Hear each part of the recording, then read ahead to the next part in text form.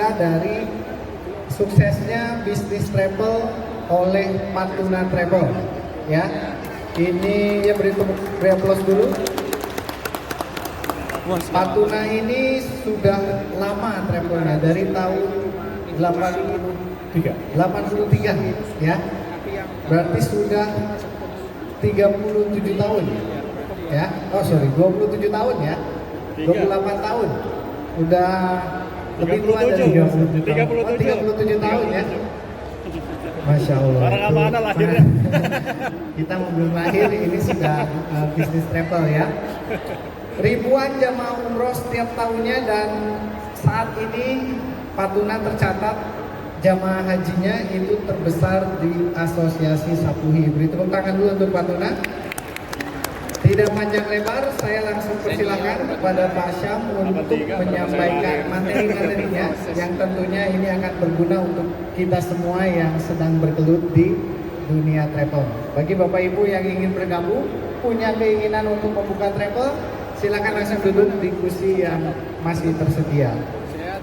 Saya persilakan kesempatannya Pak Syam, silakan. Bismillahirrahmanirrahim. Terima kasih Pak Iksan Fauzan. Pak Iksan Fauzi Rahmat atas kesempatannya dan menemani saya di atas panggung sebagai moderator. Alhamdulillah, warahmatullah. Asyhadu an la ilaha illallah wa asyhadu anna Muhammadar Rasulullah. Allahumma sholli ala sayyidina Muhammad wa ala ali sayyidina Muhammad amma ba'du. Luar biasa hari ini, segala puji dan puja untuk Allah Subhanahu wa taala.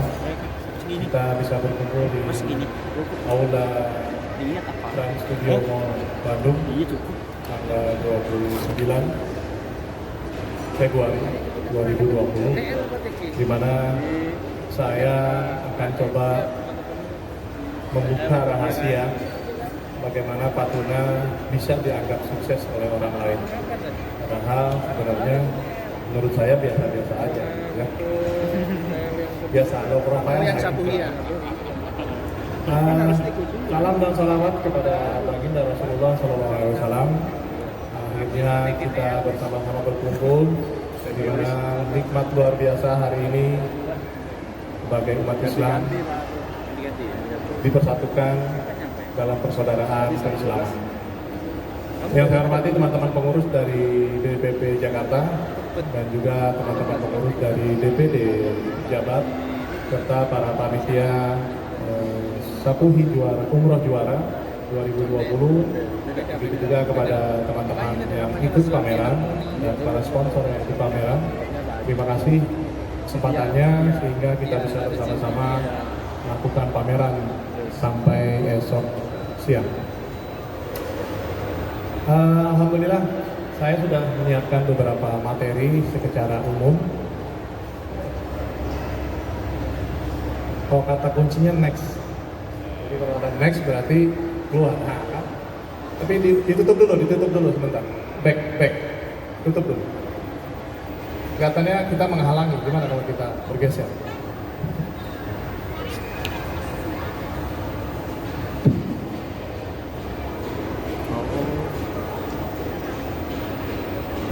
Kalau berdiri saya ketinggian.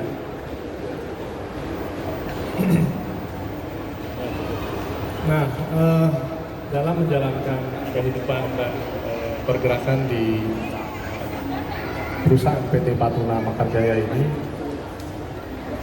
saya dimulai di tahun 1988. Siapa yang belum lahir, tunjuk tangan. Pada belum lahir semua. Pantas belum tahu kalau Patuna sukses ya. Emangnya MC aja bisa sombong. Jadi alhamdulillah sejak saya selesai kuliah Februari 1988, setelah diwisuda saya dicekokin, dipaksa harus masuk di PT Patuna Mekarjaya. Karena Patuna Mekarjaya ini sudah didirikan atau berakte sejak 1983. Hanya didirikan sejak 1983. Tapi aktenya dulu tuh nggak semudah sekarang, pengesahan kehakiman, perlu waktu panjang karena belum sistem internet atau online. Hingga dari mulai notaris, lalu ke selanjutnya sampai betul-betul keluar itu akhirnya di tahun 1984. Nah, sejarah ini juga menunjukkan bahwa di tahun 1983 sesungguhnya sudah ada SK Presiden waktu itu zaman Pak Soeharto, di mana sebuah biro perjalanan itu harus berupa biro perjalanan wisata. Sebuah travel atau sebuah perusahaan yang mengirim umroh dan haji plus waktu itu harus berupa biro travel atau biro perjalanan umum waktu itu. Yang sekarang kita sebut sebagai biro perjalanan wisata. Nah, saya baru masuk tahun 88 karena saya selesaikan kuliah dulu, kemudian baru kita berjalan. Saya dimulai dengan bekerja sebagai kasir, sebagai akuntan atau akunting. Akhirnya saya membuka loket, saya buka ada sebuah kasir karena memang masih itu organisasinya masih kecil, ada sekitar 7 atau 8 pegawai saja, tidak besar. Nah, sejak itu berproses, bahkan sempat bergejolak juga mengikuti adanya perkembangan ekonomi dunia. Sempat 2 kali kita mengalami pergerakan krisis moneter. Di tahun terutama yang paling besar adalah tahun 1998, di mana kurs dari 1.200 masih di bawah 2.000 tiba-tiba menjadi 16.000, bunga bank 60% dan segala macam. Dan alhamdulillah di tahun 2020 semua sudah recover. Begitu cepatnya karena sejak Pak Habibie memegang itu kita bisa tahu bahwa kurs yang tadi 16.000 turun menjadi 6.000-an. Tetapi ditolak untuk turun lagi ke bawah seperti aslinya karena situasi tidak memungkinkan, sudah berjalan begitu besar ekspor impor untuk negara kita juga. Jika kalau terlalu rendah kasihan yang ekspor. Bahan importnya mahal tiba-tiba diekspor dolarnya rendah. Jadi ada si malakama yang harus tetap ditahan di sekitar angka 6.000-an. Nah, alhamdulillah di tahun 2021 mulai berkembang terus. Mulai dari waktu itu haji tidak pakai daftar tunggu sampai 2007 baru menggunakan daftar tunggu sampai sekarang. Begitu juga umroh yang waktu itu belum terkenal, akhirnya sekarang seperti keadaan sekarang. Nah, kita beruntung bahwa umroh ini berkembang ada 2 poin. Pertama adalah karena adanya sebuah perusahaan yang menggunakan sistem MLM. Bahkan di Bandung juga terkenal. Nah, akibat mereka lah umroh itu menjadi terkenal dari Sabang sampai Merauke. Karena setiap minggu mereka mengadakan seminar-seminar, briefing-briefing tentang apa itu produk umroh mereka. Yang notabene akhirnya mulai dari tingkat atas sampai tingkat bawah mereka mengenal produk yang namanya umroh. Karena terus terang sebelum tahun 2006-2007 ini kami kesulitan dalam hal menjual umroh. Tidak jauh, setahun itu kami paling besar satu musim itu sekitar 700, maksimum 800 jemaah. Karena waktu itu pun belum banyak yang membutuhkan umroh. Bahkan kalau kita jual di saat itu 2005 ke bawah atau 2004 ke bawah, itu kelas umroh itu baru dikenal di tingkat bupati dan selevelnya. Kita turun ke camat, ke lurah atau masuk bahkan ke RT, mereka nggak tahu. Itu begitu susahnya kita menjual umroh sampai ke tingkat di bawah bupati. Tetapi sekarang semua sudah kenal sampai tingkat masyarakat kalangan RT. Siapapun sekarang sudah kenal umroh. Itulah luar biasanya satu faktor yang tadi saya sebut sebagai faktor penyebab berkenal atau terkenalnya umroh atau produk umroh di masyarakat dari mulai Sabang sampai Merauke. Nah, yang kedua adalah karena kebetulan di tahun yang hampir bersamaan kuota yang tadinya belum penuh secara nasional tiba-tiba penuh sehingga akhirnya kita harus mempunyai sistem daftar tunggu. Tidak lagi di haji khusus itu berebut setiap tahun mulai 2001 sampai 2005 itu kita selalu bekerja pada saat hari pelunasan atau pembayaran di counter-counter bank di seluruh Indonesia. Siapa yang berdekatan dengan bank, bahkan terakhir itu yang saya dengar 2007-an, bank itu sampai menawarkan, saya siapkan komputer untuk entry dengan harga sekian untuk bayar petugasnya, sewa mesin, dan sewa waktu. Jadi waktu itu Pak Tuna bekerja dalam satu bank, kita minta 20 komputer, dan disitulah kita berebut dengan beberapa pemain-pemain dari PIHK atau haji khusus atau Hoina Plus dalam merebut kuota haji. Tapi seiring perjalanan sampai sekarang, alhamdulillah semua sudah menjadi daftar tunggu. Nah, saya kebetulan mulai dari 2004 akhir sampai dengan 2011 akhir, atau sekitar 7 tahun saya berada di luar Patuna. Sehingga dalam waktu 7 tahun ini saya tidak mengikuti pergerakan umroh dan haji. Walaupun dengar dari teman-teman sebagai sahabat dari sesama pengurus asosiasi maupun sesama travel, ya ketemu ngobrol bisik-bisik, kalau sekarang umroh haji seperti ini, atau baca-baca berita-berita di radio, di televisi maupun di koran-koran. Sampai akhirnya saya kembali masuk 2011 akhir, dan saya dimulai dengan umroh di musim 2012. Nah, di 2012 ini saya melihat bahwa 4 tahun terakhir atau 5-7 tahun terakhir ini Patuna hanya sekitar 1.500 rata-rata. Memang ada kenaikan dari yang saya tadi bilang 700-800 jemaah menjadi 1.500. Tapi banyak faktor-faktor nanti yang coba kita lebih detail kita jelaskan kenapa bisa berkembang. Tapi yang pasti bahwa perkembangan umroh sejak adanya MLM tersebar di seluruh Indonesia, plus adanya daftar tunggu haji baik reguler maupun haji khusus yang sudah panjang, bahkan sekarang sampai 6 tahun. Bisa diputar slide yang pertama. Ini adalah pencapaian jumlah haji khusus kami sebanyak 4.212 totalnya per minggu lalu. Kami punya aplikasi bekerja sama dengan salah satu partner dari Go Halal Go, PT DAF, di mana aplikasi ini kami bangun dari awal, dan bahkan aplikasi ini mengadopsi dari yang sudah kita pelajari selama kurang lebih dari tahun 2014. Sehingga kami punya data ini mulai dari tahun 2014. 2013 bawah kami belum punya data secara komputer atau secara digital, masih manual, buku, album, dan seterusnya.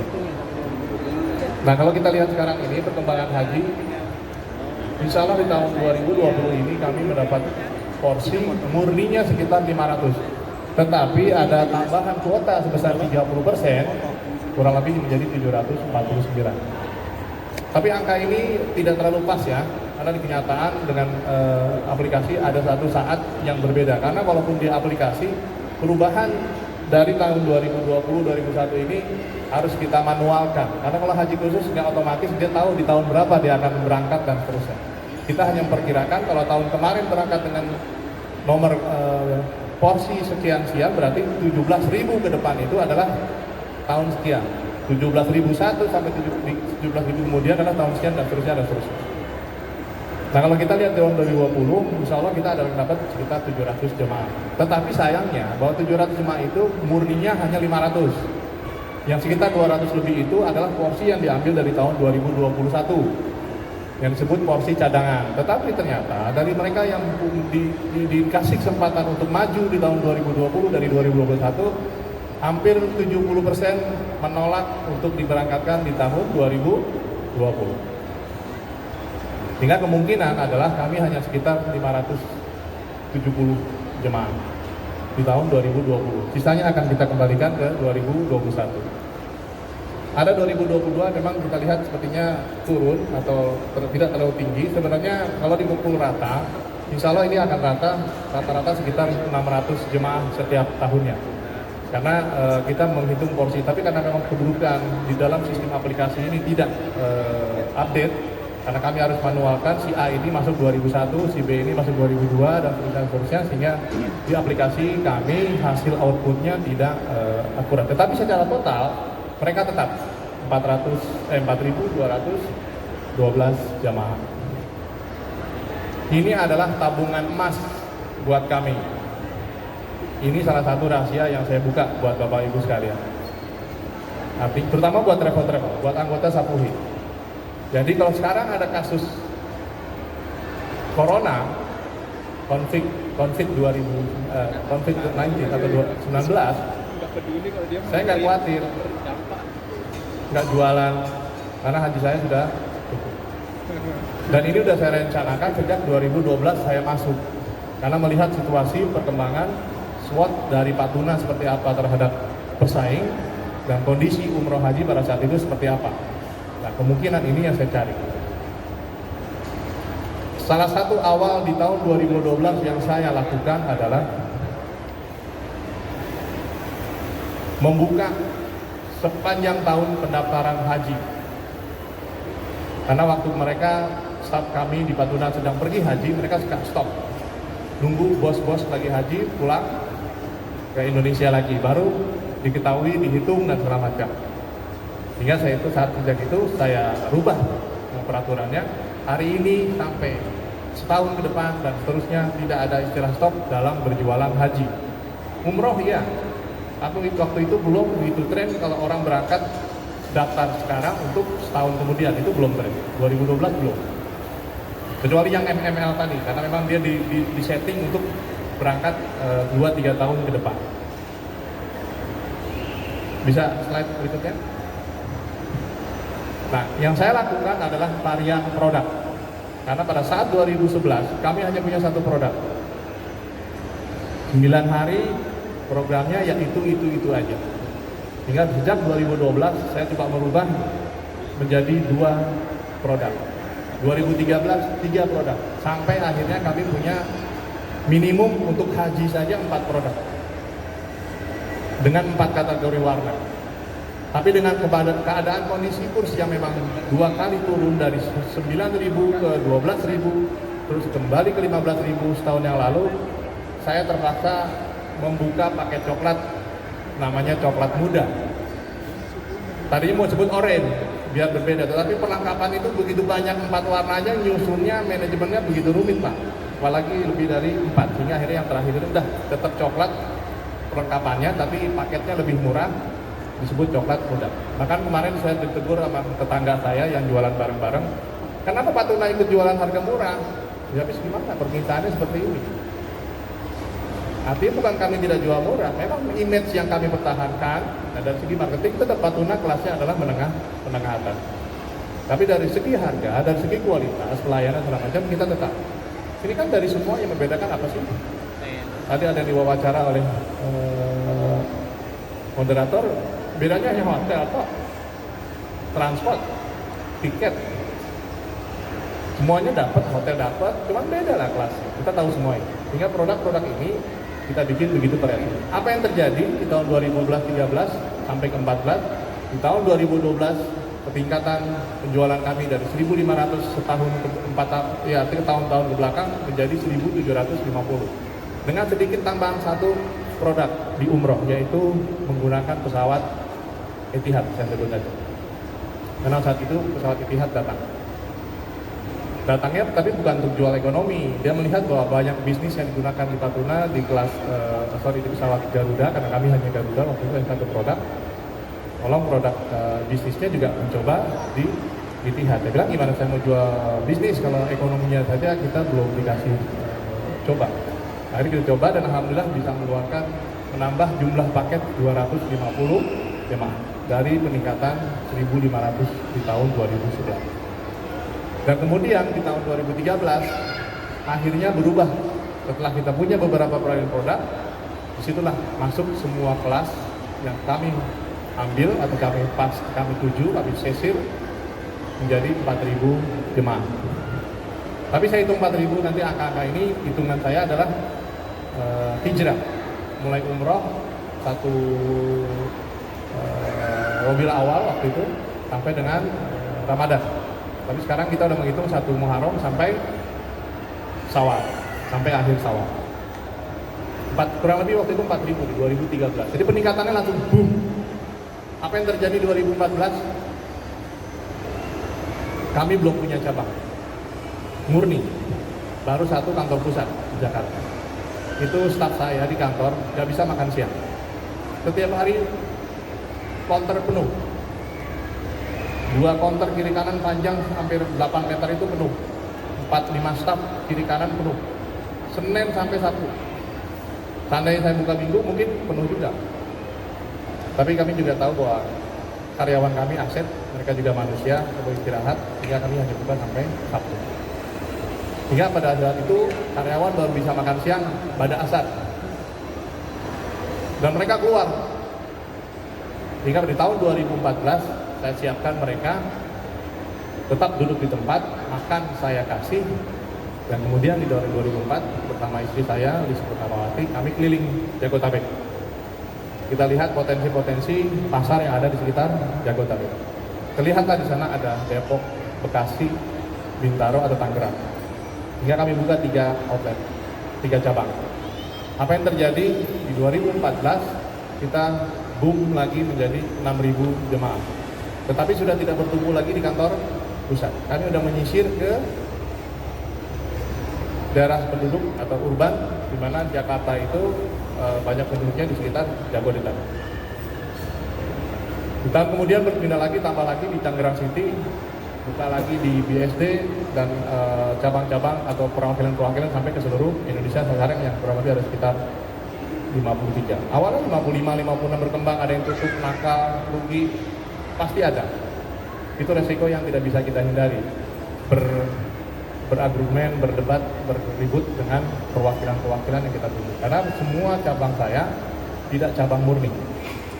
Yang cabang murni hanya yang di sekitar Jabodetabek, yang kami hidupi sendiri. Tapi yang di luar, seperti di Bandung, adalah partneran dengan saudara-saudara partner kita yang ada di kota masing-masing. Next. Nah, ini adalah pencapaiannya di 2014, 2015, 16, 17, 18. Yang hijau itu total jemaah, yang pink daftar yang ke pusat, yang oranye atau kuning daftar ke cabang. Jadi tahun 2012 cabang masih tidak terlalu besar subsidi atau supply ke kantor pusat. Tapi di tahun 2015 cabang sudah melebihi kantor pusat. Ini cabang plus agen. Antara cabang, perwakilan, agen kita punya 3 kategori. Cabang adalah waktu itu masih berdiri sendiri murni oleh kita. Perwakilan adalah di kota-kota besar di provinsi maupun di kabupaten. Lalu agen adalah bebas. Perwakilan boleh punya agen, kantor pusat boleh punya agen, dan seterusnya. Nah, di tahun 2016 cabang meningkat. Di tahun 2017 juga begitu. Tahun 2018 begitu. Di 2018 sama 2000. Nah, rata-rata semua cabang perwakilan lebih tinggi dibandingin kantor pusat. Artinya apa? Ini satu rahasia lagi, bahwa jangan senang dengan sudah hidup di lingkungan zona aman. Ada resiko bahwa cabang akan macam-macam dan segala macam, itu harus kita antisipasi. Bukan berarti kita tidak mengembangkan kemana-mana. Dan terus terang karena kami ada di Jakarta, di mana masih mayoritas pasar terbesar adalah daerah Jabodetabek, kami ingin coba memprotek bahwa Jabodetabek kami bisa hidup dari sana. Jadi dengan yang warna pink ini, insya Allah Pak Tuna sudah bisa cukup menghidupi biaya operasionalnya setahun. Jadi di cabang-cabang itu adalah untung lebihan untuk membiayai kehidupan mewah saya. Lebihannya 3.000. Sampai sini mungkin ada yang ingin bertanya dulu Pak Isan biar ada interaksi. Ini belum banyak rahasia yang saya ungkap, nanti ada lagi. Yang mau pulang boleh silakan. Oke, kalau ada yang tanya silakan angkat tangan. Nanti kita buka pertanyaan langsung ya. Jadi supaya tidak terlewat materi. Nah, ini grafik dari cabangnya. Jadi Pak Tuna itu bekerja sama dengan PT DAF Intercontinental untuk pengembangan sistemnya. Yang Go Halal Go itu juga sama, masih satu mitra ya dengan Pak Tuna. Jadi bisa terdata dengan rapi ya. Kalau tadi terlihat jamaah hajinya bisa sampai 4.000 yang belum berangkat ya. Dan sekarang jamaah umrohnya juga stabil di angka 4.000-an ya. Boleh next Mas? Nah, ini harganya. Jadi yang 4.000 tadi itu sekitar harga jualnya ada yang 50 juta gitu ya. Dan itu laku ya. Nah, sekarang kita minta Pak Sam untuk kok bisa Pak jual 50 juta laku lagi Pak ya? Itu gimana Pak ceritanya Pak? Ya, kita kan tahu bahwa tanpa kita sadari bahwa pasar itu memang dikategorikan berlevel-level, berlapis-lapis. Bukan Allah ingin bedakan, justru dari perbedaan itu justru ada rahmat. Dan sinilah saya mencoba bahwa rahmat itu ambil dari perbedaan yang terjadi. Kita nggak salahkan loh ada pasar yang coklat muda yang memang relatif harganya juga kelas bawah atau murah. Tapi kita juga nggak salahkan ada yang mau menggunakan paket ungu kalau di Patuna yang memang kelasnya kelas atas. Dan kita tahu orang yang kelas atas nggak mungkin turun ke bawah. Dan kita tahu juga orang yang kelas bawah nggak mungkin membeli paket yang kelas atas. Selain memang dari bawah ke atas finansialnya tidak memungkinkan, gaya hidupnya juga tidak memungkinkan. Naik liftnya juga bingung kalau yang di bintang 5 bintang kelas bawah. Sehingga variasi produk ini sangat dibutuhkan. Kecuali kalau bapak-bapak bermainnya dengan corporate atau grup, apalagi yang sudah dipegang oleh grup-grup pengajian, ustazah, ya mereka fokus sudah di situ aja, satu kelas saja. Tapi kalau bapak ibu bermain di kelas retail, saya ini retail, ada yang mau memang bergrup, silakan kita layani. Tapi untuk yang kita fokuskan adalah dengan retailnya. Nah, apa bedanya retail dengan grup atau corporate? Di corporate itu banyak peraturan yang diminta kepada kita, betul nggak? Saya minta free sekian, anak saya diajak, bla bla bla segala macam. Tapi kalau di retail, mereka yang milih apa yang kita udah siapkan. Dan sekarang lagi tren lagi di sejak 2019 program private. Tapi ini private kelasnya hijau dan ungu. Yang biru rata-rata mereka belum mau. Untuk kelas hijau dan biru, ungu, mereka sudah mulai mau private. Yang karena di tahun 2017 masih bagus, private kita kumpulkan menjadi 1 bis, 2 bis, segala macam masih mungkin. 2018-19 ini sepertinya private ungu dan hijau sudah tidak mungkin lagi kita gabungkan. Mereka mau tidak mau akhirnya kita private-kan juga. Jadi ada private yang memang minta, ada private yang kami terpaksa mereka kita buat private. Tapi harga itu memang sudah cover untuk harga private. Tidak nggak usah pusing lagi, nambah apa, nambahin, karena udah itu harganya. Kalau seandainya bisa dikumpulkan dalam satu jumlah yang banyak, nambah pundi-pundi, kemewahan saya aja. Nah, ini apa fungsi-fungsi dari variasi produk. Dan ini berlaku juga untuk haji. Mirip sekali. Mulai harga yang murah sampai harga yang mahal. Sesungguhnya haji itu kita minimum itu 8.000 US dollar, benar? Tetapi teman-teman masih belum banyak yang masih menjual 8.000 US dollar. Sesungguhnya 8.000 US dollar itu masih bisa dibuat kok. Dan insya Allah Patuna akan buat tahun depan yang 8.000 dolaran. Sekarang kami nggak mau karena masih 9.000-an. Kenapa demikian? Karena pada saat seperti kondisi ini seperti ini 2020, kalau kita tidak menurunkan harga lagi, tetapi artinya gini, menurunkan harga, tetapi margin tetap harus dapat ya. Ini patokan buat kita sebagai perusahaan. Tetapi tentu dengan margin yang harus berbagi dengan perwakilan, agen, segala macam. Itu harus disiapkan. Jangan merubah, membeda-bedakan harga. Harga saya ini dari mulai Aceh sampai dengan Manokwari, kami punya cabang, sama.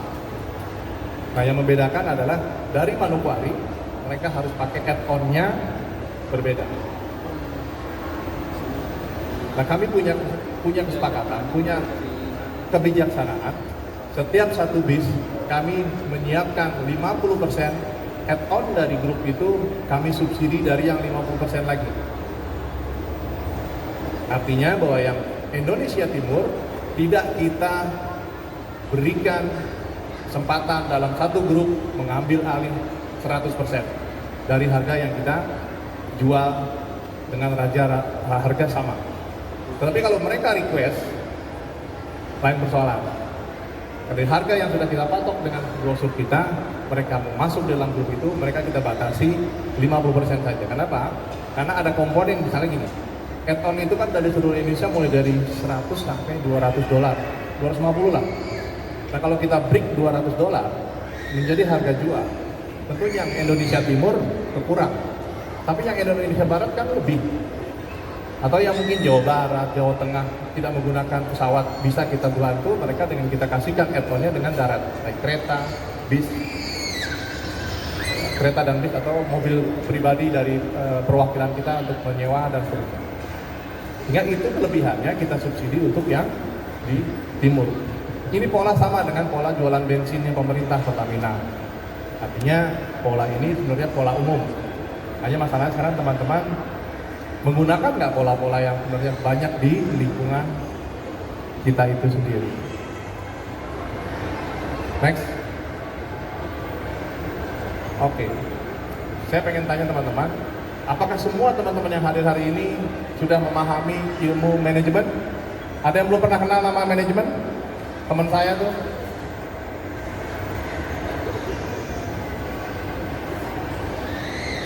Karena ini saya tampilkan gini. Saya tahu bahwa anggota Sapui sendiri tidak semuanya lulusan manajemen atau lulusan ekonomi. Ada yang pulang dari Arab Saudi habis ngaji, tiba-tiba dapat mimpi, dapat rezeki, bukan travel.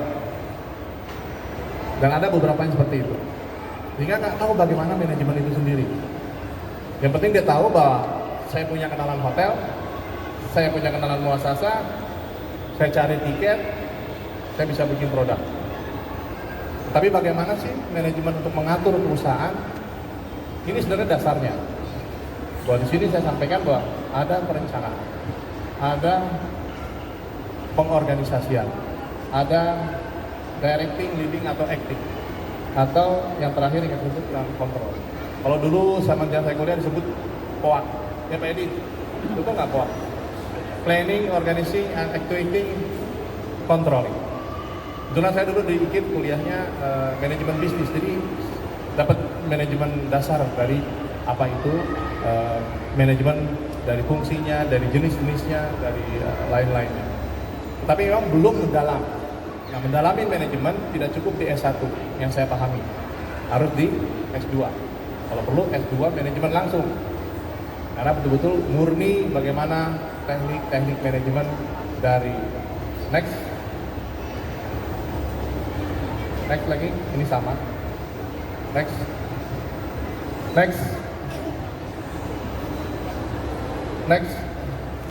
Oke. Dari fungsi atau jenis-jenis manajemen seperti ini. Bagaimana manajemen sumber daya, bagaimana manajemen pemasaran, bagaimana manajemen operasional, bagaimana manajemen keuangan. Kalau manajemen informasi sekarang ini masih masuk di manajemen marketing. 4 manajemen itu SDM atau organisasi, keuangan atau finance, marketing, dan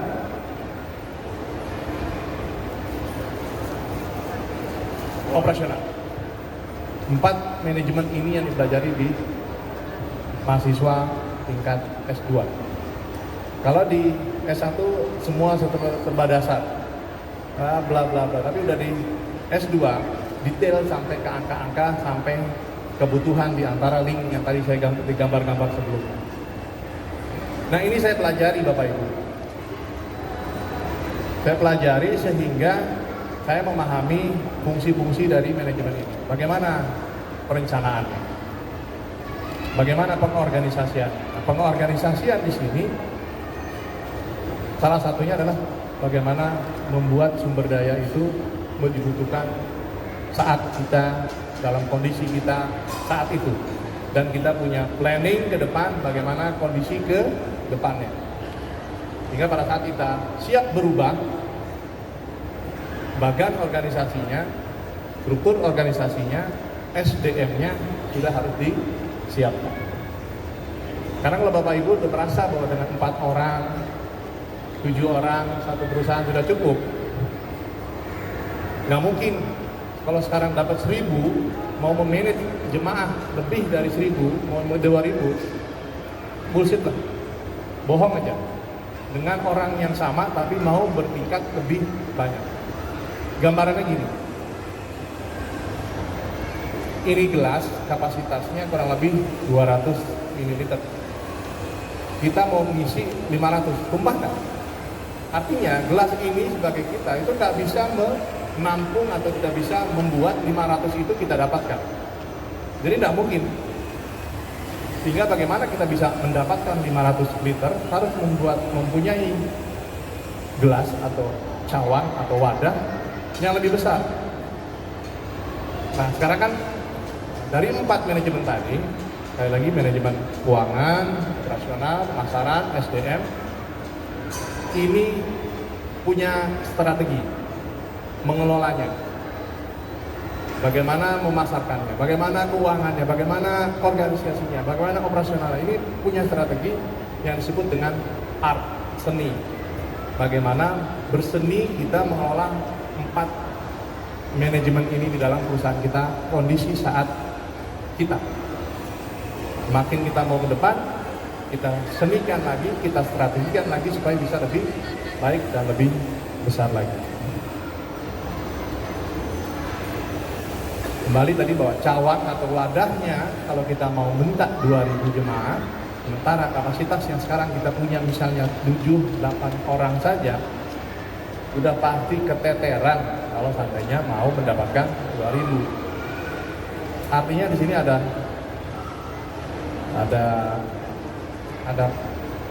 apa ya? Bentar.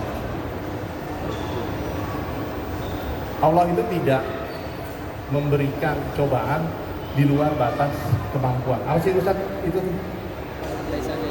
Itu ayat ya? Allah tidak memberikan cobaan. Nah, cobaan ini bukan hanya yang buruk, yang baik juga kalau dicoba, kalau kita gunakan kan kita dipertanggungjawabkan. Semua yang di dunia ini kan akan kita pertanggungjawabkan. Yang buruk sebagai ujian, yang baik juga sebagai ujian, sama kok, sama-sama baiknya. Bagaimana kita tahu buruk kalau kita nggak tahu yang baik? Bagaimana kita tahu yang baik sebelum kita tahu itu adalah buruk? Sehingga Allah tidak akan mencoba kemampuan, melebihi kemampuan hambanya. Nah fungsi ini atau filsafat ini atau ayat yang Allah berikan ini saya terapkan. Waktu saya masih 1.500, gimana ya bisa 4.000? Itu saya rapihin dulu kantornya, orangnya. Tapi karena saya baru masuk di dalam lingkungan dan organisasi yang lama, saya lihat dulu setahun itu saya efisiensi, diam, brisk, betul-betul diam. Nanti yang nggak suka sama saya dengan atmosfer yang saya bangun, mereka keluar. Akhirnya waktu ada sekitar 40 karyawan waktu itu, bayangkan 40 karyawan di Patuna kurang lebih harus saya efisienkan menjadi sekitar 30. Akhirnya dapatlah 30 yang betul-betul loyal. Yang nggak loyal lompat sendiri. Nggak ada apa-apain. Karena saya diam. Yang korupsi kelihatan, yang nggak korupsi kelihatan. Hingga akhirnya pada saat sudah di tahun 2012 saya efisiensikan, mulai ada penjualan kenaikan, plus keuntungan juga kenaikan karena ada pertambahan memang jemaah, juga penghematan dari biaya-biaya yang kita keluarkan. Ini adalah atau strategi dari manajemen tadi. Sehingga ini perlu dipelajari. Saya tekan bukan gurunya untuk itu. Saya sendiri harus belajar. Ya teman-teman ingin belajar manajemen, banyak kok yang kursus-kursus yang lokakarya itu loh, yang cuma seminggu, 3 hari, banyak itu. Kalau di Jakarta disebut dengan PPM atau di Prasetya Mulia. Itu mereka punya program. Dan itu saya lahat habis karena saya tidak bisa kuliah sampai S2. Saya punya kelemahan dalam memori, sehingga saya ambil kuliah-kuliah yang tidak perlu pakai ujian. Yang penting ngerti, paham, dan kita bisa implementasikan di lapangan. Karena kalau S2 harus ujian masuk kayaknya nggak lulus, apalagi ujian selesainya. Ya. Nah, alhamdulillah ini saya gunakan semua. Jadi ini bagian dari kunci sukses, tidak hanya untuk Patuna, sebenarnya semua. Buat teman-teman yang baru, yang lama, nggak ada peduli, ini sama, pakai ini semua.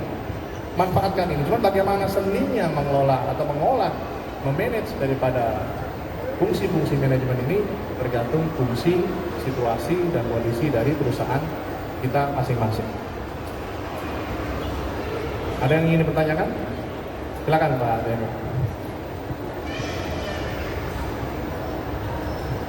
Terima kasih Pak Ketua. Satu aja pertanyaannya, kita yakin dan kita melihat Pak Syam dan Patuna ini sudah menjadi role model yang bisa dikatakan sukses. Kemudian yang kedua, Pak Syam dengan Sapuhinya ini adalah juga bisa dikatakan prototipe yang sukses. Nah, saya ingin bertanya, apa triknya ini travel jalan, kemudian ketua ataupun asosiasinya juga jalan, karena banyak yang asosiasinya bagus tapi jemaahnya lalu patah gitu kan. Ataupun sebaliknya, kadang ditantang suruh jadi pengurus, pertanyaannya takut jemaahnya hilang gitu kan. Artinya perlu trik yang jitu sehingga travelnya terus growing, tapi juga di asosiasinya pun semakin berkibar. Atau mohon Pak. Terima kasih Kang Jainur. Yang pertama kan bukan pertanyaan ya. Terima kasih yang pertama masukan. Nah yang kedua, bagaimana saya bisa memanage Patuna sukses dan alhamdulillah dianggap Sapuhi juga organisasi kita sukses.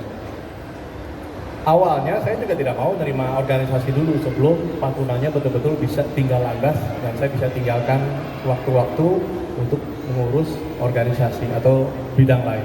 Bahkan saya belum masuk ke dunia bisnis lain, masih fokus di Umroh Haji Patuna plus Sapuhi saja. Nah Sapuhi sendiri kan kita baru dibentuk Juni 2018, setahun yang lalu. Setelah setahun kita berjalan dengan Aspurindo. Setahun ya? Setahun setengah juga, hampir 3 tahun kita berorganisasi. Karena 2012 saya sudah ditawarin berorganisasi, saya bilang nggak mau, saya mau rapi-rapi dulu di Patuna. Di tahun 2012 akhir, saya sempat ditawarin jadi ketua Kesturi, saya tolak juga. Bahkan saya nasihati Pak Asrul dan Pak Arta sebagai Kesturi waktu sebelum dibentuk. 3 saya tawarin ke mereka, saya nasihati mereka. 1, Bapak bikin organisasi bukan karena program sakit hati. Kedua, bukan punya ambisi. Ketiga, harus beda dengan organisasi yang lain. Tapi mereka akhirnya kita lihat sendiri seperti itu. Bahkan sekarang mereka musuh besar dari Sapuhi di dunia asosiasi ya. Bukan dunia pribadi, nggak ada. Di dunia asosiasi. Karena kita sebagai asosiasi punya persaingan siapa yang memang juga bagus, baik untuk semua orang, untuk semua pihak. Nah, yang saya bangun di Sapuhi sebenarnya juga kita bangun di Aspurindo, tapi Aspurindo masih banyak para sesepuh dan pendiri merasa itu adalah bagian daripada kepemilikan. Ya udahlah yuk kita munas kemarin bahwa kita mau bikin untuk berdiri sendiri di antara dan di kaki kita sendiri. Ya, alhamdulillah hampir 95% semua anggota lari ke Sapuhi. Nah di Sapuhi itu kalau dianggap sukses, saya belum merasakan itu. Tetapi memang karena saya punya waktu banyak, saya pikir apa organisasi ini untuk bisa selalu mengadakan kegiatan-kegiatan yang berguna buat berbagai pihak, tidak hanya ke anggota, tapi dalam hal ini juga pihak lain ya, yang kita maksud di sini adalah Departemen Agama selaku pembina kita atau yang selalu berhubungan dengan kita, juga dengan pihak Arab Saudi dalam hal ini perhotelan, muasasa, dan Kementerian Haji dan sebagainya. Dan alhamdulillah semua ini kita lakukan sebaik-baiknya. Hanya dengan prinsip satu, untuk yang lebih baik, bahwa kita bukan lebih baik dari mereka, dan mereka juga pasti punya pemikiran baik buat kita. Artinya positif tinggi. Mana mungkin pemerintah membuat peraturan tidak punya dasar yang kuat sehingga kita harus mematuhi peraturan itu. Mereka juga orang-orang pinter kok, dan mereka ditugasi untuk mengatur kita. Tapi kalau kita diatur dalam satu bentuk undang-undang peraturan tidak mau, bisa dibayangkan seperti apa. Kita kan paling berarti merasa sok pintar sekali kita ini. Padahal ada kasus di luar yang memang bukan salah kita. Tapi bagaimana mengatur apakah yang salah saja yang diatur? Kan tidak bisa, kalau undang-undang perkataannya semua berlaku. Surat SK Dirjen tentu berlaku untuk semua. Tidak hanya berlaku pada si yang salah. Bahkan untuk mengatur bagaimana jangan sampai terjadi kesalahan. Sehingga ada protek undang-undang atau peraturan, jangan sampai seperti kasus travel-travel yang melakukan sistem ponzi atau MLM yang nggak punya dasar hukumnya. Nah sekarang kita udah punya.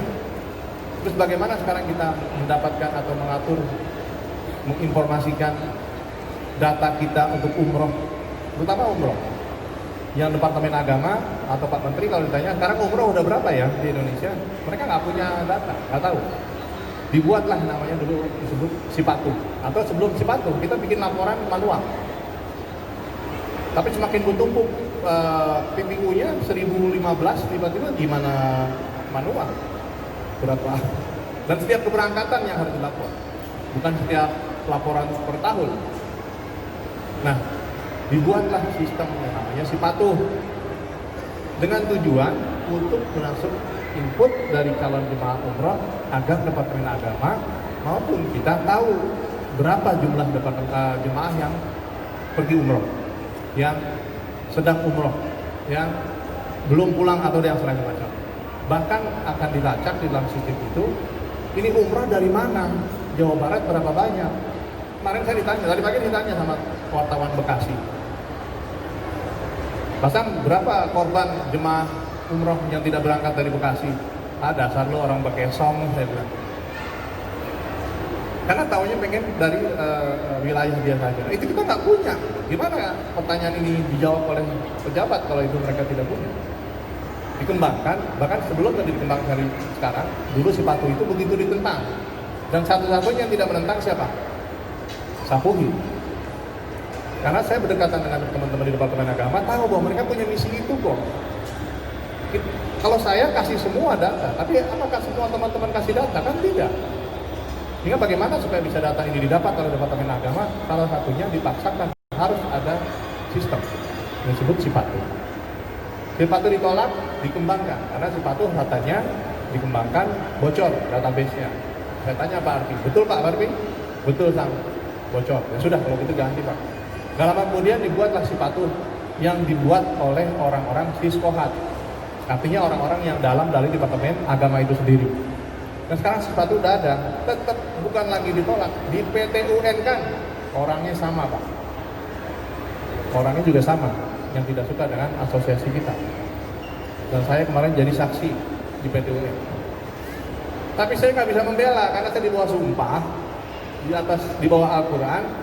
Saya bilang saya pakai Sipatu, saya patuh dan tunduk dengan Sipatu, Siskopatu. Tapi saya nggak laporkan ini kepada jemaah karena sistemnya belum komplit. Sekedar saya patuh dengan peraturan Departemen Agama. Saya punya sendiri aplikasinya yang sudah menyeluruh sampai dengan tingkat untuk urusan paspor, untuk urusan manifest, untuk visa, untuk perlengkapan, berapa kebutuhan. Kita udah sampai ke sana gitu sistem yang kita punya. Nah Siskopatu belum. Dan udah hampir setahun Siskopatu berjalan. Kita minta supaya Siskopatu dilingkan dengan sistem yang ada di semua teman-teman yang menggunakan aplikasi yang sudah berdigital. Tapi sampai sekarang belum. Nah ini yang saya sampaikan di depan hakim. Akhirnya ditangkaplah sama tergugat pengacara. Oh gitu ya Pak. Kalau gitu memang selama ini Siskopatu belum bisa digunakan tahun ini. Pak Hakim bilang tunggu dulu, jangan disimpulkan dulu, biarkan dulu ini berkembang, saksi-saksi menjawab dan segala macam. Artinya saya langsung tersentuh, aduh kok saya tidak membela Departemen Agama dalam hal ini, cuman saya mencoba berlaku jujur dengan apa yang adanya. Sekarang saya tanya teman-teman, apakah Siskopatunya dilaporkan kepada jemaah? Ada yang lain? Enggak kan, disimpan aja kan? Kita manual aja atau ya dengan sistem kita sendiri dilaporkan kepada jemaah. Maka lebih komplit sistem kita karena sistem kita pada saat jemaah baru bayar 1.000 dari harga 1.500 ada kekurangan 500, dia tahu di dalam print out dari sistem kita. Nah ini yang tidak kita lakukan sama sekali, sehingga akhirnya ketahuilah bahwa Departemen Agama oh gitu, selama ini yang patuh ngisi di dalam Siskopatu sekitar 900 PPU dari 1.005 itu ternyata cuma basa-basi aja. Dan terbukti Pak, kemarin saya sama Pak Ihsan sebagai sekjen ketemu Pak Menteri, Pak Arfi menyampaikan data-data dalam ini. Ya itu tadi ada salah satu anggota WA saya, pasal saya belum termasuk dalam daftar yang berkasus ini loh. Artinya karena dia tidak menginput ke Siskopatu, datanya juga masih kurang akurat. Kan kelihatan. Nah ini yang saya maksud bahwa singkat cerita, apa yang dilakukan pemerintah sesungguhnya insya Allah itu adalah yang terbaik buat kita semua. Cuma bagaimana kita menafsirkan itu aja. Kalau kita negatif terhadap hal-hal seperti itu, pasti akan menjadi lawan ketidakbaikan buat kita sendiri. Nah, alhamdulillah singkat cerita tentang peraturan Siskopato, termasuk Undang-Undang Nomor 8 2019. Saya bilang sama teman-teman, waktu di Aspurindo, saya WA di grup beberapa teman-teman departemen agama bahwa Pak, ini seharusnya nggak boleh lagi izin itu 3 tahun, biarkan izin 1 tahun. Wartawan saya share. Apa yang terjadi? Pak Muhajirin waktu itu masih direktur. Bro, jangan ditulis di WA doang lo beraninya, bikin surat. Kemana Pak? Langsung ke Pak Menteri. Bikin surat Pak Menteri. Saya masih sama dengan Pak Agus Kossorindo. Bikin surat karena saya lihat lagi surat itu ternyata masih kop suratnya Aspurindo, saya dan Pak Agus. Apa yang terjadi? Pak Dirjen diganti menjadi Pak Dirjen Mirjan Ali. Kebetulan lagi baru selesai FGD tentang harga referensi 20 juta itu. Pak Dirjen menutup acara, asal nih usulannya saya terima. Usulan apa ya? PPU dan PPAK insya Allah nanti seumur hidup. Tapi sekarang baru dimulai dengan PPU.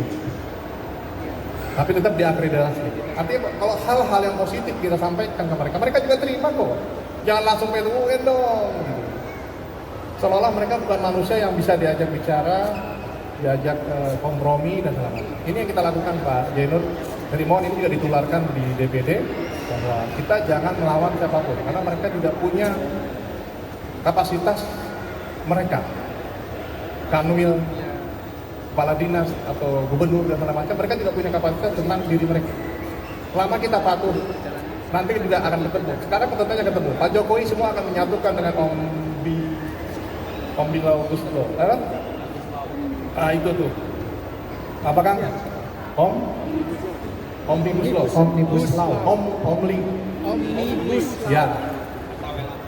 Itu kan penggabungan dari sekian banyak peraturan yang akhirnya bentrokan satu sama lain. Kalau nanti juga terjadi dengan diri kita di undang-undang atau di peraturan Kemenak dan segala macam, akan begitu juga, akan berbenturan, mereka akan koreksi kok. Pasti akan seperti itu gitu. Jadi jangan dianggap bahwa apa yang mereka ini kan kepada kita sebagai asosiasi itu jadi satu hal negatif buat kita. Justru kalau kita berpikir positif, insya Allah mereka juga jadi positif. Oke, saya coba lanjutkan dengan next apa? Oke, saya punya cabang. Ini salah satu strategi organisasi. Ini turun naik dari 50-60 karena 2 tahun terakhir saya tidak punya pengembangan untuk bertambah, menambah dan segala macam. Berkembang apa adanya, tapi ternyata stuck di angka 53 ini.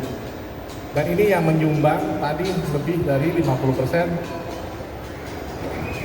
kemewahan yang saya nikmati atau good wealth income. Ya. Jadi jangan aman dan nyaman di zona aman terus tidak melakukan apa-apa. Dan alhamdulillah juga banyak teman-teman, bukan banyak, ada beberapa teman-teman yang sudah mengikuti pola ini dan saya memberikan penularan di dalam asosiasi, yaitu terutama sistem, terus akuntan, apalagi yang IT dalam sistem yang saya anggap baik di kantor saya coba tulurkan di 10. Contohnya mungkin saya yakin Pak Adi sudah melihat dari IBS Akobah Travel, sebenarnya Dream Tour juga sudah, diam-diam ISQ, diam-diam Tazkia. Karena saya sempat hasil tadi yang umroh itu saya share, ngeledek teman-teman di grup-grup ya, kalian udah bisa begini belum? Kalian udah bisa begini belum? Punya agen, punya perwakilan, punya data berapa jemaah dengan jumlah total jemaah. Belum, di mana Pak Sam? Nah, itu langsung saya. Intinya teman-teman bahwa digitalisasi, komputerisasi itu udah harus dilakukan.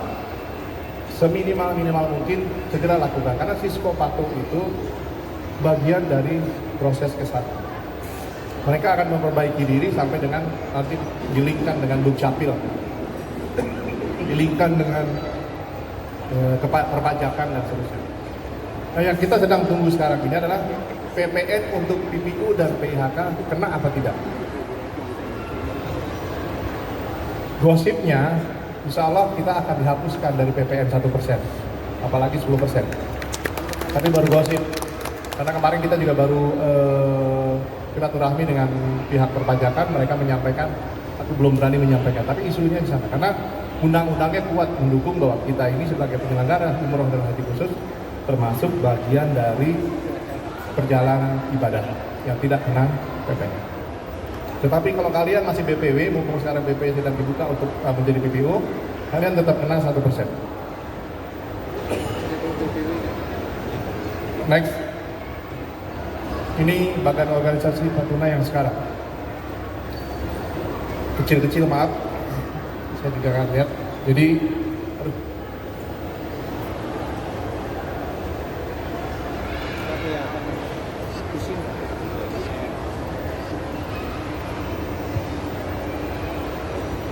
Ada marketing, ada cabang, ada perwakilan, ada operasional, ada SDM. Artinya semua unsur manajemen saya sudah buat. Cuman kalau kita perhatikan, saya baru punya satu direktur, saya sendirian. Karena ini perusahaan keluarga, saya masih sendirian. Saya harus sempat tawarkan adik-adik saya, keluarga saya untuk masuk sebagai direktur. Pengembangan, pengawasan, dan segala macam yang nanti bisa dibagi porsi dari manajemen ini. Tapi belum. Tapi satu saat bisa jadi saya akan sedang menciptakan regenerasi dari keluarga Amir Syah, orang tua saya dan Mama Emma, untuk bisa ini nanti diturunkan kepada generasi mereka agar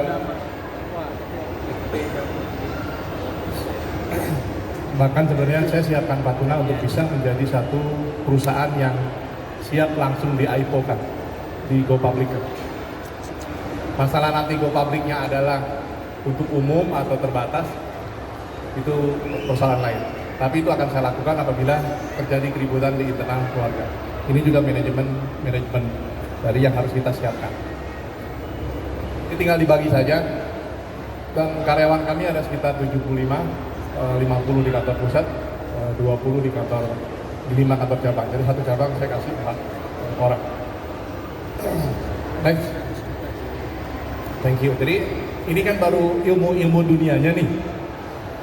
Sekarang saya coba kasih insya Allah ilmu-ilmu kebatinannya. Masih ada waktu nggak, Pak Isan? Masih. Berapa jam? Masih Ada jam 4 ya? 15 menit lagi lah. Ya, bahwa selama 7 tahun saya di luar Patuna itu sebenarnya kalau orang bilang saya sebenarnya lagi tapa di gunung. Tempat waktu bertapa 7 tahun itu turun, melihat teman-teman di umroh haji, begini, naik lagi. Setiap tahun saya turun, melihat lagi, naik lagi. Sampai akhirnya saya menyadari bahwa setelah 7 tahun itu, maksudnya bertapa itu mendekatkan diri kepada Allah. Yang ternyata Allah memberikan pendekatan diri kepada saya itu bukan karena saya harus sendiri, menyendiri, terus saya bisa dekat sama Allah. Ya, memang benar. Tetapi kita jadi cemen pada saat kita turun menghadapi bahwa bapak ibu-ibu dunia nyata yang seperti ini, yang sudah milenial, serba internet, serba cepat, informasi dan segala macam, kita cemen. Kenapa? Aduh, kok begini sih? Dunia begini, nggak mata ini, aduh banyak maksiat, banyak ini. Gak kuat, naik lagi ke gunung. Padahal kalau kita dekat sama Allah, dalam suasana kondisi apapun yang seperti kita hadapi dalam dunia ini, dan istiqomah kepada Allah, itu yang diharapkan Allah. Kita berada di dekat Allah, tapi dalam dunianya, bukan lari dari dunia nyatanya. Nah akhirnya saya menerima Patuna di tahun 2011 1 Oktober. Itu dengan nangis, dengan menolakkan dan segala macam. Pokoknya tidak mau, tidak ada lagi nama Patuna dalam hati saya. Ayah saya yang stroke, yang masih bisa ngomong, langsung stroke lagi nggak bisa ngomong. Nah, singkat cerita, akhirnya saya mendekatkan diri kepada Allah lagi bahwa Saya harus apa? Oke, saya harus terima Pak Tuna apa adanya. Karena Pak Tuna sekarang sedang jatuh. Masa sih?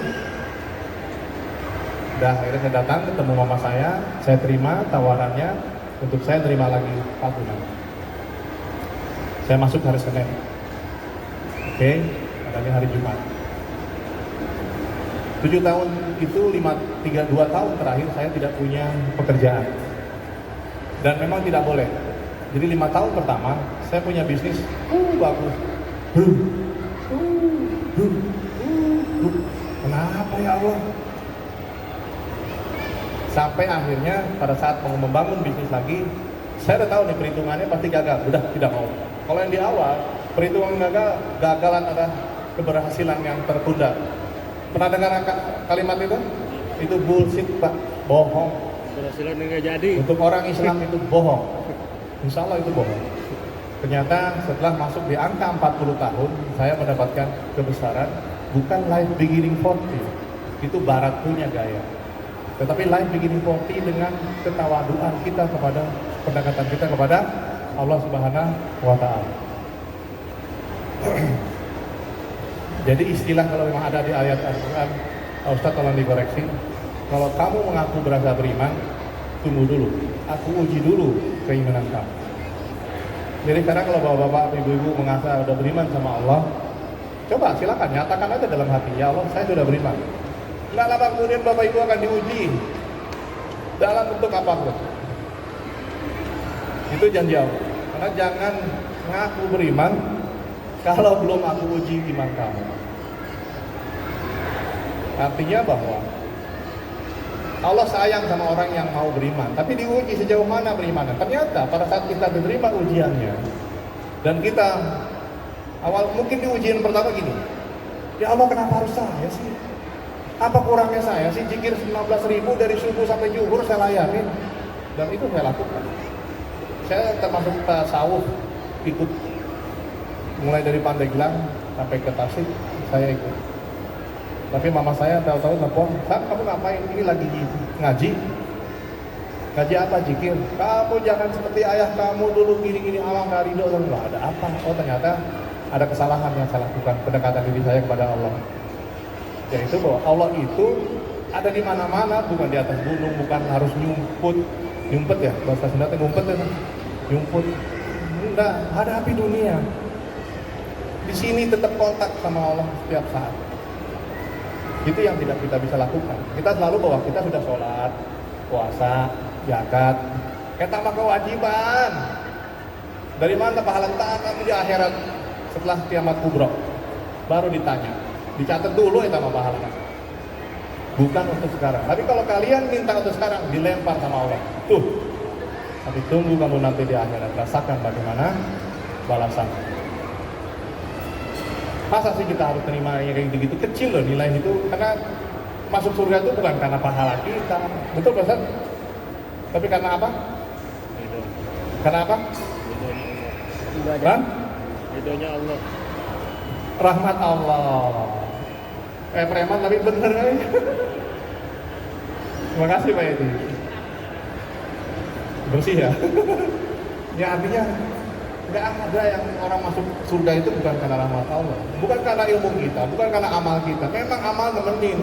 Kalau cukup, kalau ditimbang tiba-tiba goyang, kalah. Ya mohon maaf, tetap aja ke neraka dulu dan terusnya. Nah sehingga pada saat saya mendekatkan diri kepada Allah itu, sampailah waktu pada saat saya masuk ke kantor Pak Tuna hari Senin 1 kalau nggak salah, Oktober 2011. Apa yang saya lakukan pertama? Mungkin sudah ada yang pernah dengar cerita saya ini. Yaitu saya duduk di bangku di ruangan yang memang ruang tamu sekarang ada di Pak Tuna. Dan waktu itu ruangan manajer. Ya Allah, saya sudah terima amanat ini. Tapi aku tahu bagaimana aku pernah merasakan bagaimana la haula wala quwata yang kau titipkan kepada diriku ini, kau cabut begitu saja dan aku nggak bisa berdaya apapun. Nggak bisa berdaya apapun. Sampai saya minta izin sama Allah, pernah saya lakukan. Pada saat 2 tahun terakhir tidak bisa bekerja apapun. untuk mencari ide, karena di rumah terus. Kerjanya apa? Ngepel, nyapu, bersih-bersih. Sampai saya dibilang gila sama ibunya anak-anak. Saya coba buka pintu, saya rapi-rapi, minta izin keluar pintu. Ini pintu udah saya buka. Ini nggak bisa ngelangkah. Beneran, ya Allah izinkan, ya Allah sekali ini aja enggak. Kita buka baju lagi, nonton TV lagi, cari yang lucu-lucu biar bisa ketawa. Tapi sininya kontak terus sama Allah.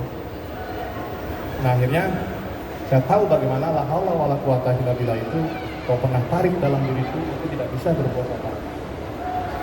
Jadi kan ada kalimat tuh, kita sukses itu bukan karena kita, tapi karena Allah menutupi aib kita atau membantu kita untuk menjadi sukses. Artinya bahwa hikmah di sini Allah tuh ada di mana-mana, di awal, di tengah, dan di akhir, bahkan seterusnya. Tidak pernah di awal doang Bismillahirrahmanirrahim cukup, Alhamdulillah di akhir cukup, nah terus. Dan Allah ingin selalu diingat sepanjang 24 jam ke depan atau seterusnya. Nah pada saat saya ngomong itu, saya bilang, ya Allah tolong aku, tolong aku, tolong aku. Apa yang terjadi satu ya semacam ilustrasi, saya sendiri nggak bisa ngebaca apa, tapi coba kamu panggil aja pegawai itu, mereka bisa apa, kamu cek. Saya tanya satu-satu, dari 30-40 orang yang saya datangin sebenarnya, kamu bagian apa? Bisa apa? Sampai mana? Ternyata mereka nol. Mereka hanya mesin. Ya memang kalau manajernya datang, baru mereka disuruh tugas ABCD. Karena mereka cuma rutinitas yang dijalankan. Ini saya tidak melakukan. Sejak itu, saya perintahkan besok 2 hari lagi, saya datang, besok kamu siapkan ABCD. Bagian ini ABCD, bagian itu ABCD, semua. Hari ini 2 hari kemudian saya datang, kita diskusi. Oke, kamu bagian A, saya kasih ilmu-ilmu yang diperlukan. Saya ajari mereka sampai mereka betul-betul bisa. Salah satu contoh yang saya maksud di sini kan sampai bisa bikin produk, baik umroh only maupun umroh lanjutan, termasuk produk haji. Apa yang terjadi sebulan kemudian dari jemaah haji pulang, mama saya pulang. Kamu ngapain aja sebulan di sini, belum dapat gaji ya? Saya belum tahu. Ya mama jangan tanya Sam, coba tanya anak buah mama. Mereka sekarang bisa apa? Keuangan udah tahu, ini sudah tahu, brosur sudah punya, dan selama dalam 1 bulan. Dan apa yang terjadi yang tadi saya gambarkan, trennya naik. Nah disitulah bahwa inti dari apa yang saya membuka rahasia ini. Kalau tadi angka-angka itu hanya duniawi aja Pak, Bapak bisa dapat juga nanti insya Allah. Tapi yang penting kuncinya adalah dekatkan diri hati ibu bapak kepada Allah Subhanahu Wa Taala di luar kewajiban syariat Islam kita. Di luar syariat Islam kita sering umroh, sering haji, nggak ada apa-apanya. Tapi kalau kita beristighfar, ya Allah ampuni dosa-dosa setiap saat, nggak usah yang lain-lain, itu aja istighfar. Itu sama dengan luar biasa kita dibandingin pahala-pahala dari syariat-syariat Islam kita yang kita lakukan. Itu yang saya dapat. Sehingga sampai saat ini, Bapak tahu nggak saya kesini? Saya mau ngomong apa dan segala macam? Nggak tahu, betulan nggak tahu. Ini Pak Ihsan yang akan pasang, ininya mana? Ininya mana? Oh, udah saya kasih aja data yang Pak Ihsan. Kalau Bapak mau Ibu mau dapat ini, silakan aja. Ini kan hanya gambaran angka-angka luarnya, angka-angka dalamnya, rahasia di dalamnya tidak perlu diketahui. Jadi apa yang saya hasilkan sampai hari ini dari mulai organisasi, kalau Pak Jainur bilang sukses, Pak Tuna dianggap sukses, semua intinya saya kembalikan dan saya diskusikan sama Allah. Bukan karena akal saya. Saya tahu bagaimana manajemen, itu bekal. Karena itu bagian dari ilmu Allah juga. Segala sesuatu yang ada di alam semesta ini tidak punya selain daripada Allah Subhanahu wa Ta'ala. Sehingga ilmu apapun yang ada di dunia ini, kalau kita pelajari, kita serap dan kita amalkan, itu bagian juga bahwa kita mengamalkan ilmu yang Allah berikan kepada kita untuk di dunia ini. Tapi intinya bahwa kedekatan kita sama Allah itu jadi kunci keberhasilan kita. Tapi juga ingat bahwa kita punya takdir lauhul mahfuz masing-masing. Apabila tidak bisa melebihi seperti Pak Tuna, ya nggak apa-apa. Mungkin nanti bisa jadi salah satu dari Bapak Ibu sekalian bisa lebih baik dari Patuna, kenapa tidak? Amin. Tapi kalau memang tidak seperti Patuna, ya enggak apa-apa, memang takdir Bapak Ibu di situ. Jangan dipaksakan. Terus kenapa saya ngambil seperti Patuna, padahal rahasianya udah saya jalankan. Nggak bisa juga. Tapi kedekatan Bapak Ibu nanti dengan Allah lebih baik lagi daripada sebelum saya bicara sekarang. Itu satu nilai yang lebih, yang luar biasa Bapak Ibu bisa rasakan setelah itu. Terima kasih. Mungkin ada pertanyaan-pertanyaan, Pak Iksan, silakan.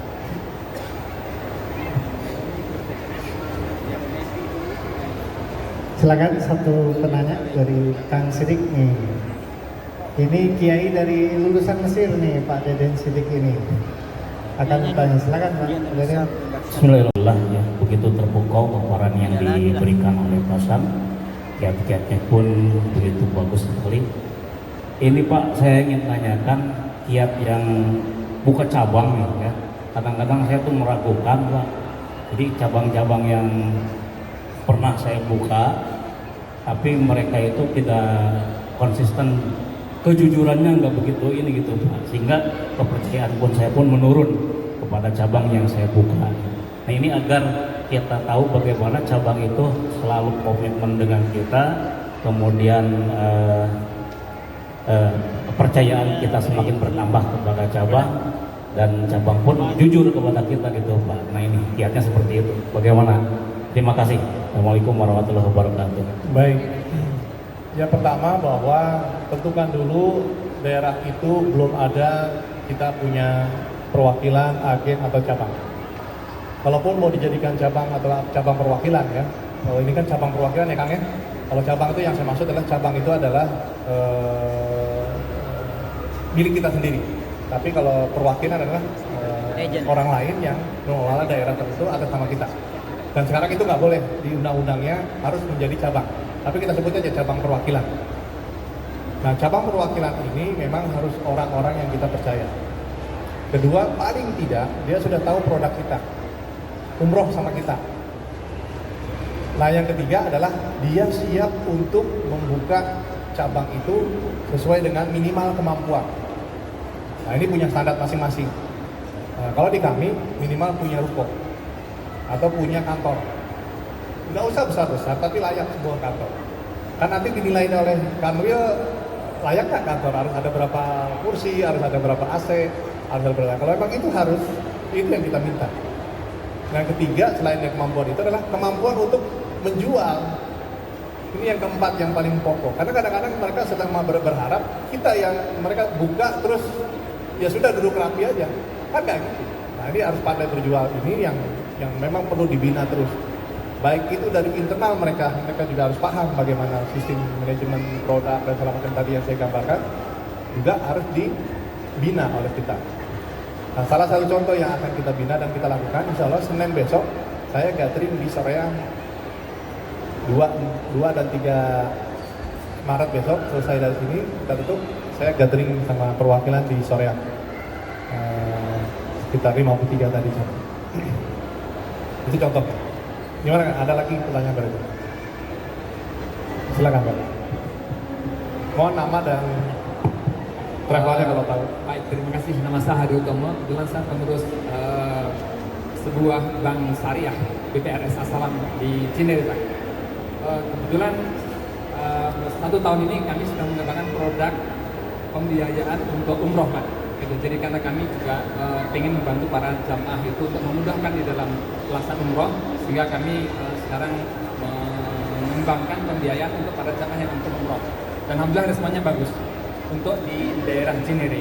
Nah, kami ingin bertanya dengan Pak Sam, kira-kira dari sisi Bapak sebagai provider atau untuk umroh, kira-kira bagaimana sebetulnya prospek mengenai itu kan gitu? Baik, terima kasih Pak Sam. Baik, Pak, dengan Pak Hari Utomo, Pak. Pak Ari Utomo. Terima kasih Pak Ari Utomo dari Bank BPR Asam di Cinere. Baik. Dalam undang-undang untuk dana talangankah, tabungankah, cicilankah tidak dilarang. Yang dilarang itu adalah kami melakukan pribadi kegiatan tersebut. Itu yang dilarang oleh undang-undang. Bahwa kita sebagai PPU itu dilarang memanage keuangan untuk keperluan-keperluan mencapai mencari jemaah sebanyak-banyaknya. Karena nanti bisa aja, misalnya saya punya uang 10 triliun, 10 miliar, ini cukup untuk sekian ratus jemaah. Saya puterin sendiri supaya jamaah udah ini, itu nggak boleh. Karena akibat nanti salah manajemen dengan keuangan ini, walaupun itu uang kita sendiri, yang jadi korban adalah jemaah. Tapi kalau perbankan, pihak keuangan, asuransi kah, atau pokoknya badan keuangan yang ditunjuk oleh OJK untuk membiayai umroh dan haji boleh. Yang tidak boleh di haji itu adalah talangan untuk merebut kuota, itu sudah dilarang. Tapi kalau talangan untuk menalangi, membiayai dan merebut kuota dengan sejumlah setoran kuota yang sama, nggak masalah. Tapi merebut kuota, misalnya orang ada sini 5 juta sudah bisa berangkat haji, nah itu yang nggak boleh. Tapi tetap setornya sekarang berapa? 25 juta kalau misalnya regulernya, ya setornya 25 juta ke BPS, Bank Menerima Setoran, hingga nanti bagaimana Bapak dengan nasabah itu internal sesuai dengan nanti OJK mengizinkan BPR Bapak untuk melakukan kegiatan penalangan umroh maupun haji. Dan itu bagus sekali, dan sekarang maaf, Bank Syariah Mandiri sendiri juga gencar bahwa potensi dari ekonomi yang di umroh dan haji ini luar biasa. Nah sekarang kita ini sedang mengalami kasus virus corona. Sudah pasti minimal sampai 14 hari ke depan kami tidak bisa aktivitas berjualan umroh. Apa potensi yang bisa didapat dalam 2 minggu kurang lebih? Rata-rata di Indonesia mengirim umroh itu setahun 1 juta. Ini 2 tahun terakhir sudah dimulai dari mulai 1 Muharram ke akhir Syawal. Artinya 10 bulan. Artinya kalau 1 juta dibagi 10, sebulannya kurang lebih rata-rata 100 ribu. Kalau kita kalikan saja 100 ribu dengan 20 juta harga referensi dari Departemen Agama, itu sudah 2 triliun. Kalau 14 hari, taruhlah 2 minggu, berarti sudah 1 triliun. Kesempatan atau perputaran bisnis di umroh yang ada. Sehingga bank-bank besar tidak menarik gitu, bukan hanya bapak yang mungkin bank BPR kecil gitu ya, dan bisa jadi besar, insya Allah saya doakan. Ayo Pak, gali terus. Dan dekati nanti anggota kami kalau memang ada yang cocok dengan bapak, dengan pola kegiatan pendanaan yang bapak berikan, nggak ada masalah. Insya Allah bisa dilakukan. Dan tidak ada larangan buat badan yang melakukan kegiatan pendanaan buat pihak lain. Terima kasih Pak Ari. Silakan yang lain. Satu lagi Pak. Oke, satu penanya lagi. Masih ada? Nggak ada. Saya nanya. Atau sudah ya? Alhamdulillah. Oke. Terima kasih Pak Sam atas sharingnya hari ini. Luar biasa sekali kita melihat apa yang Pak Sam lakukan di Sapuhi dan juga di Patuna.